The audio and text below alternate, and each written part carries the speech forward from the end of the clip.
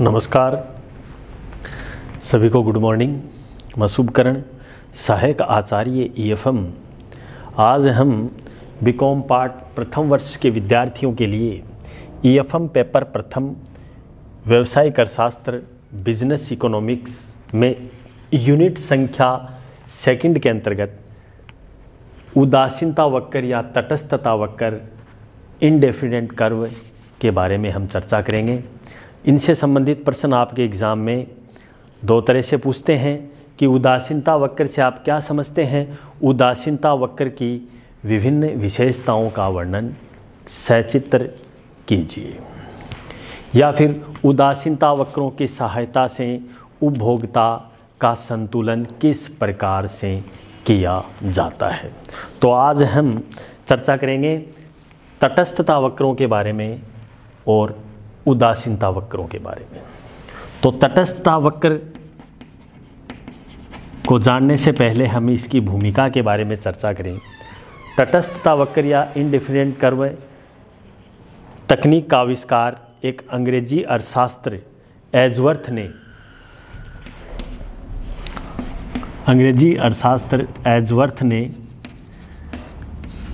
1881 में अपनी पुस्तक मैथमेटिकल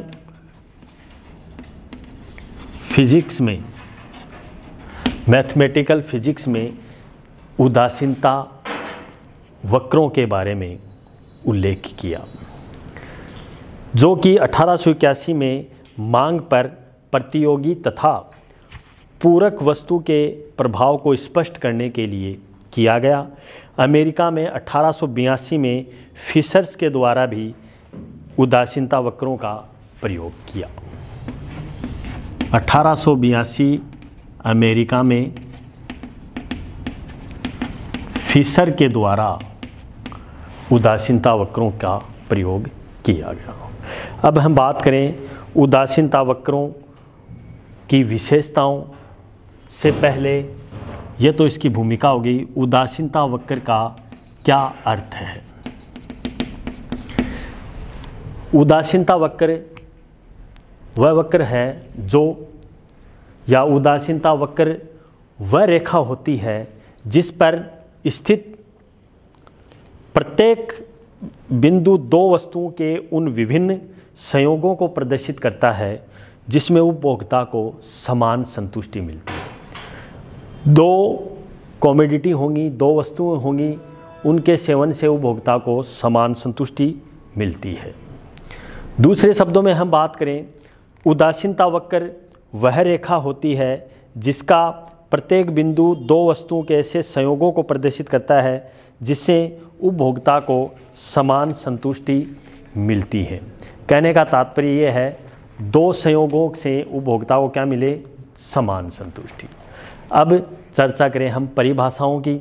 तो परिभाषाओं में जेके स्मिथ के अनुसार, जेके स्मिथ कहते हैं कि यह वस्तुओं के उन संयोगों को प्रदर्शित करने वाला बिंदु मार्ग है जिसमें व्यक्ति उदासीन रहता है, इसलिए इसे उदासीनता वक्र कहते हैं।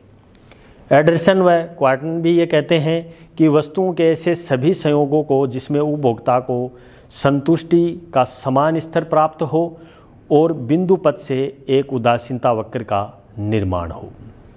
तो इस प्रकार से हम निष्कर्ष रूप से ये कह सकते हैं कि उदासीनता वक्र पर स्थित सभी संयोगों से उपभोक्ता को समान संतुष्टि मिलती है। तो अब हम बात करें इसकी सीमांत प्रतिस्थापन दर की, कि किस प्रकार से हम सीमांत प्रतिस्थापन दर ज्ञात करेंगे। तो सीमांत प्रतिस्थापन की दर वह दर है जो दूसरी वस्तु की अतिरिक्त मात्रा प्राप्त होने पर इसलिए त्यागी या कम की जाती है ताकि उपभोक्ता को पहले से ही संतुष्टि प्राप्त हो। तो इसका MRS बराबर डेल्टा वाई बटा डेल्टा एक्स सूत्र होता है, जिसके आधार पे हम MRSY ज्ञात करते हैं। अब इसकी उदासीनता हम तालिका की बात करें कि उदासीनता तालिका किस प्रकार से बनती है, तो हम उसी के आधार पे इनकी विशेषताओं को हम आसानी से निकाल लेंगे। तो उदासीनता तालिका,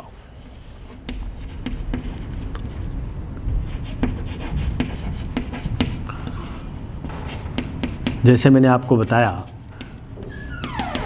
उदासीनता वक्र तालिका उपभोक्ता या उपभोक्ता द्वारा दो वस्तुओं के संयोग से उपभोक्ता को क्या मिले, समान संतुष्टि मिले, वो क्या कहलाएगा, उदासीनता वक्र। तो उदासीनता जब हम तालिका का निर्माण करते हैं तो संयोग ले लेते हैं। यहाँ पर आ गया संयोग A, B और C और D और E, जो कि संतुष्टि लेवल है। यहाँ पर X वस्तु, यहाँ ले लेते हैं Y वस्तु।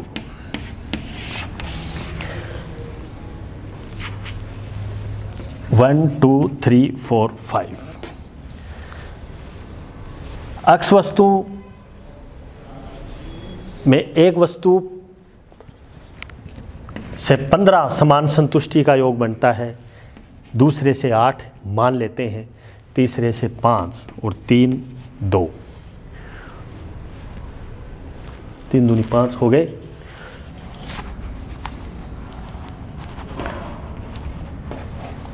अब इसकी हम MR मार्जिनल प्रतिस्थापन रेट ज्ञात करें, सीमांत प्रतिस्थापन की दर को, तो इसका फॉर्मूला मैंने आपको बताया था, MRS डेल्टा मार्जिनल प्रतिस्थापन रेट डेल्टा Y बटा डेल्टा X।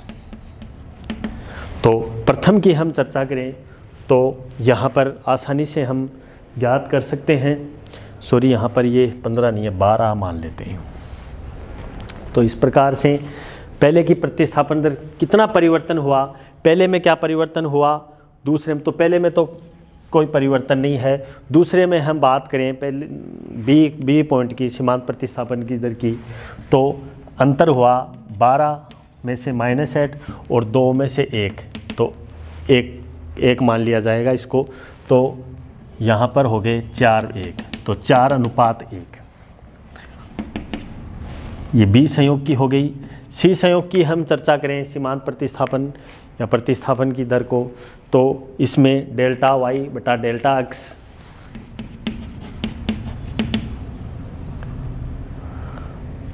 डेल्टा Y बटा डेल्टा X में हम चर्चा करेंगे। तो 8 में से 5 गए, यहाँ पर आ गए 3 और इधर आ गए 3 में से 2 गए, इधर आ गए 1, तो 3:1। तो इस प्रकार से सीमांत प्रतिस्थापन की दर आप आसानी से निकालते जाएंगे।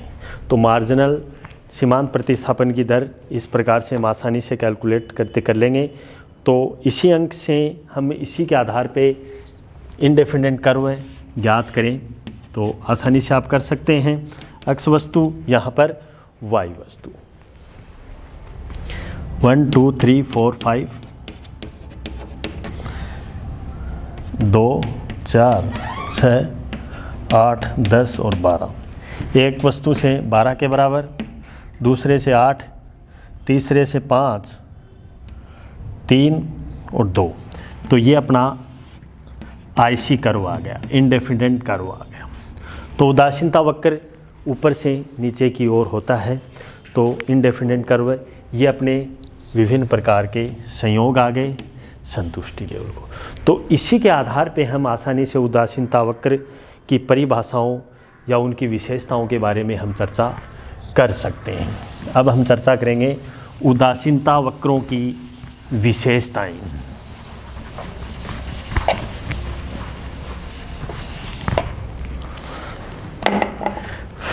उदासीनता वक्र की विशेषताएं, फीचर्स ऑफ या कैरेक्टरिस्टिक्स ऑफ उदासीनता इंडेफिनेट कर्व है।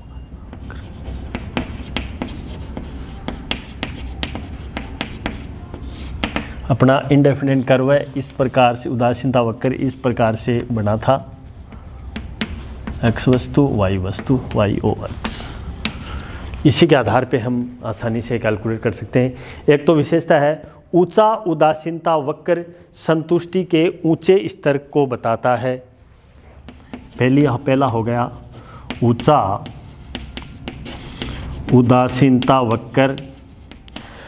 जो ऊंचा उदासीनता वक्र है वो संतुष्टि के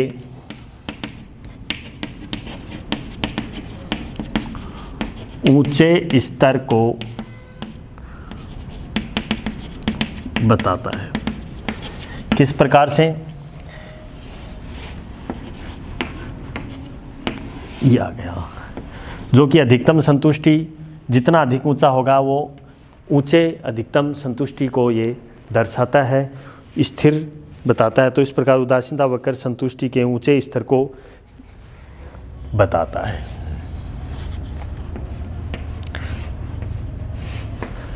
अब दूसरे हम बात करें, इस प्रकार से हम इसको कैलकुलेट कर सकते हैं।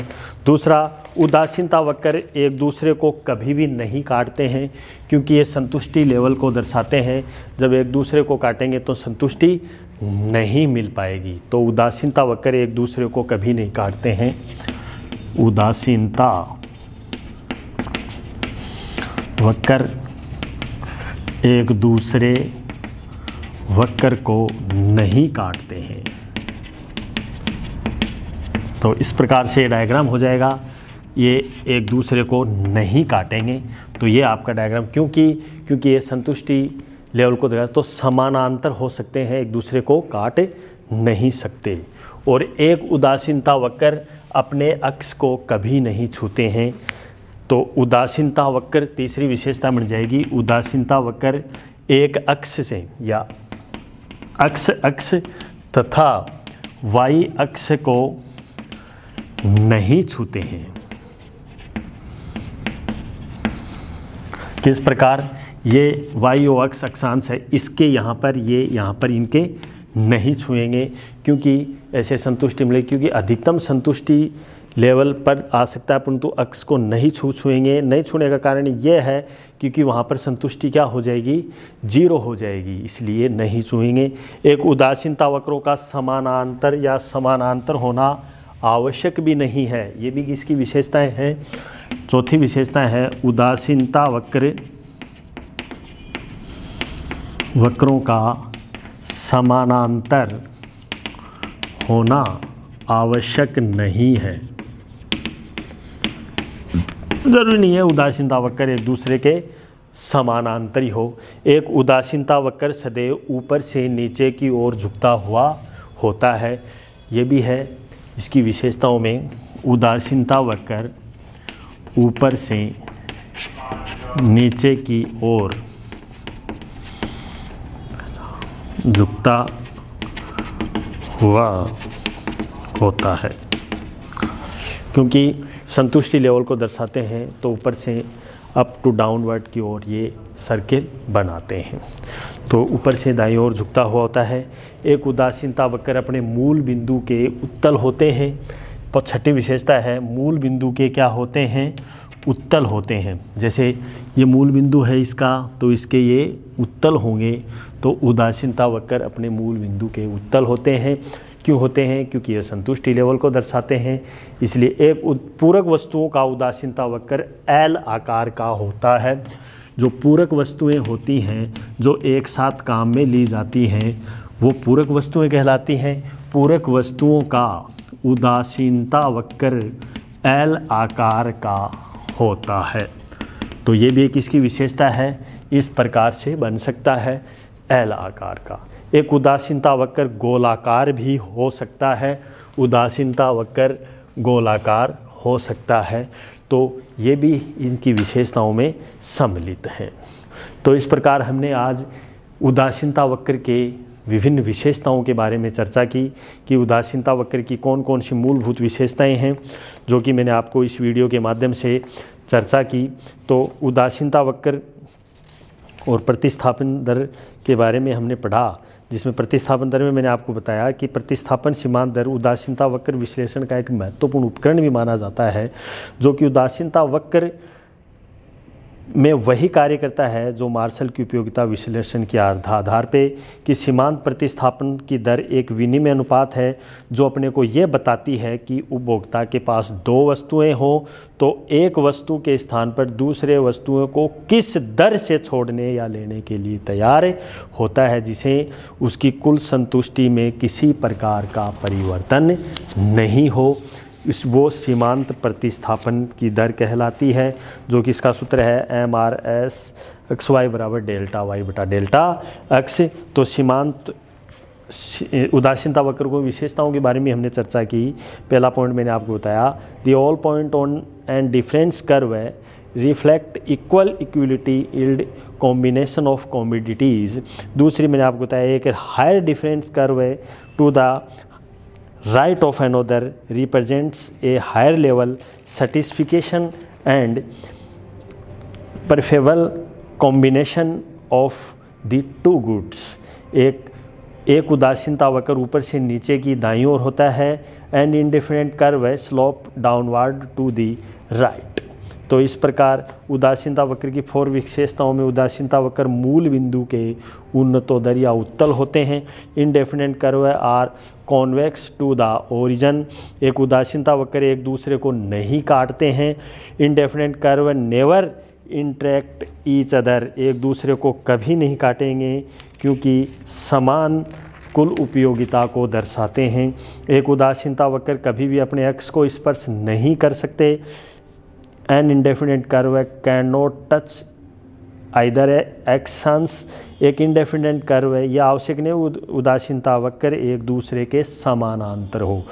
Indefinite curve are not necessary parallel to each other. तो इस प्रकार से हम उदासीनता वक्रों की विशेषताओं के बारे में चर्चा की। ये टॉपिक आपके एग्ज़ाम की दृष्टि से बहुत ही उपयोगी था। इनसे संबंधित आपके एग्ज़ाम में प्रश्न पूछते हैं। उदासीनता वक्र की विभिन्न विशेषताओं का वर्णन सचित्र व्याख्या कीजिए।